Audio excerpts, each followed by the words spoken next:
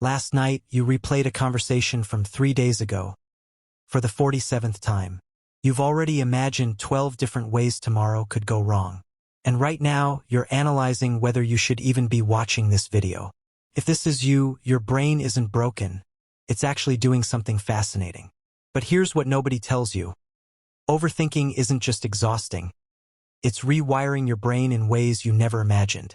And by the end of this video, you'll understand why you can't stop, what it's secretly doing to you, and the one shift that changes everything. Stay with me. Let's start with the uncomfortable truth. Your brain has a default mode network. Basically, an autopilot system that activates when you're not focused on anything specific. For most people, this network idles quietly. But for overthinkers, it's like leaving 47 browser tabs open, all playing different videos at once. Neuroscientists at Stanford discovered something remarkable. Overthinkers show hyperconnectivity in their prefrontal cortex, the brain's planning and decision-making center. This isn't a bug. It's a feature that's gone into overdrive. Your brain is essentially running predictive simulations constantly.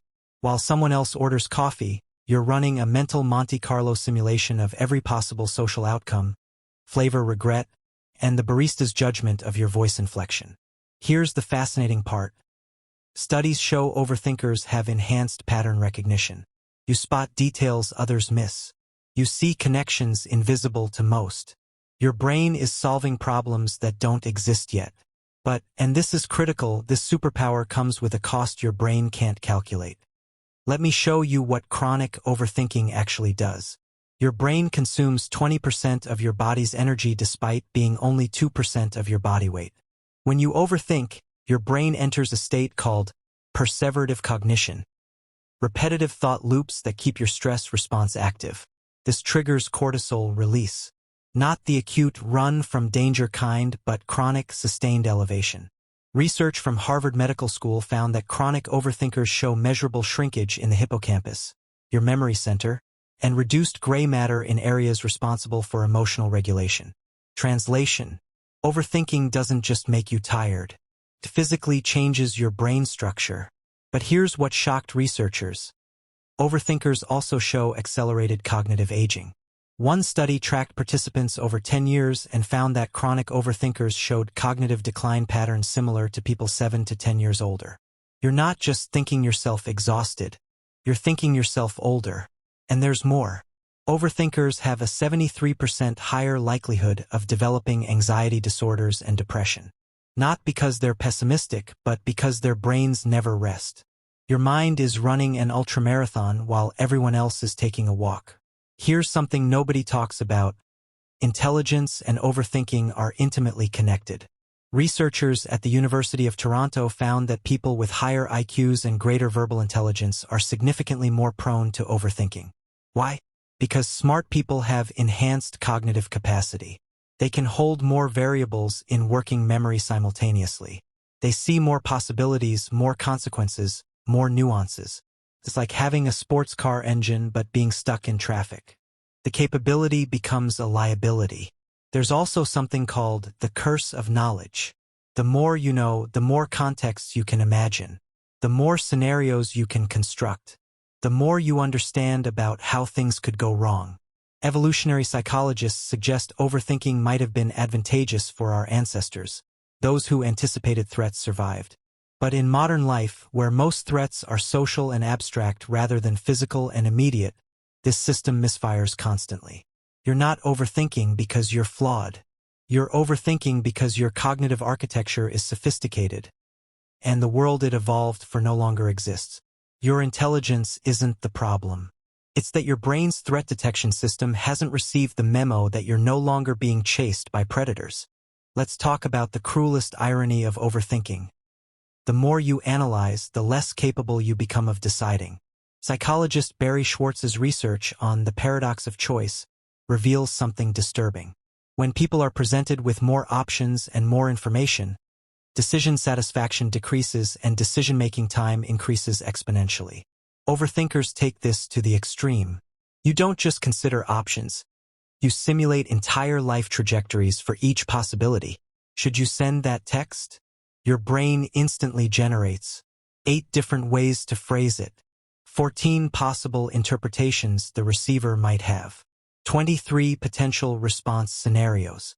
6 meta-analyses of why you're even overthinking this. And then, you don't send it. Not because you've decided against it, but because you've thought yourself into paralysis. Neuroscientist Antonio Damasio studied patients with damage to the emotional processing centers of their brain. Despite intact logic and reasoning, they couldn't make simple decisions like what to eat for lunch. They'd analyze endlessly but never choose. This reveals something profound. Decisions require not just analysis, but the ability to stop analyzing. Overthinkers get trapped in what psychologists call recursive loops. You think about your thinking about your thinking. You're stuck watching yourself think, unable to act. The paradox? The moment you stop analyzing is the moment clarity arrives. But you can't think your way to stopping thinking. Here's what changes everything. Not all thinking is created equal. Problem solving is directional. It has a goal, moves toward resolution, and ends with action or acceptance. Overthinking is circular. It loops endlessly, generates anxiety rather than solutions, and ends nowhere. Psychologist Susan Nolan-Hoeksema spent decades researching this distinction. She found that problem-solving improves outcomes and reduces stress. Overthinking, which she termed rumination, does the exact opposite. Here's the test. After 10 minutes of thinking, ask yourself, am I closer to a decision or solution? Do I feel more or less anxious? Am I generating new insights or recycling the same thoughts? If it's the latter on all three, you've crossed from problem-solving into rumination. Brain scans reveal why this matters. Problem-solving activates the dorsolateral prefrontal cortex, associated with executive function and goal-directed behavior. Overthinking activates the default mode network and amygdala, your brain's anxiety center. They're neurologically different activities, even though they feel the same. The tragedy? Overthinkers believe they're solving problems when they're actually deepening anxiety pathways. You're training your brain to ruminate more effectively. Every loop strengthens the neural pathway, making the next loop easier to enter and harder to escape. Let's address what overthinkers rarely discuss. The social dimension. After every conversation, you replay it. You analyze your word choices, tone, facial expressions. You imagine what they really meant. You construct elaborate theories about their inner thoughts. Psychologists call this social rumination, and research shows it directly correlates with social anxiety and relationship dissatisfaction. Here's why: you're never actually present in relationships.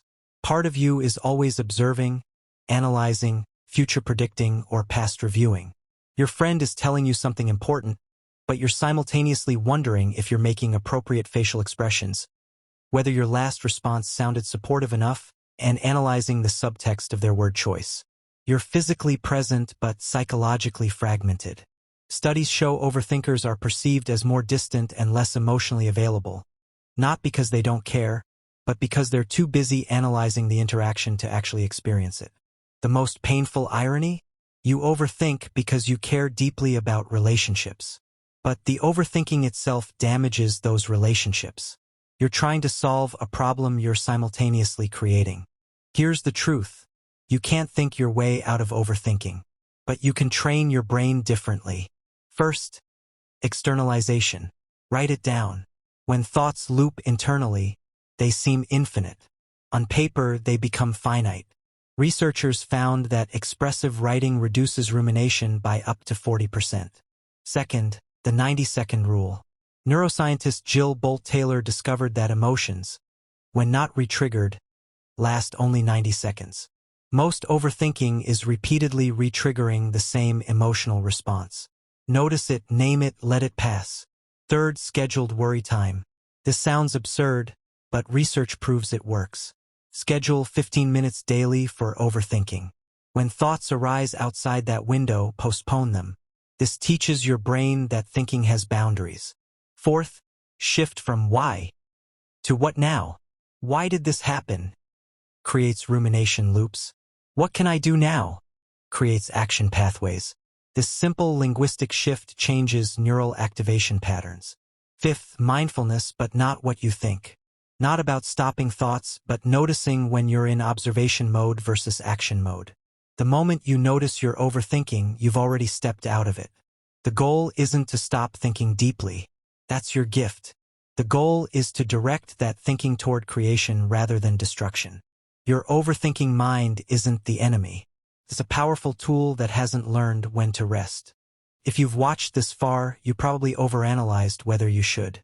That's okay. You're beginning to see the pattern, and seeing it is the first step to changing it. Your mind is extraordinary. It sees what others miss, connects what others can't. Don't kill that gift. Just teach it when to pause. Because the world needs your depth. But you need your peace. Now go think about that, but not too much.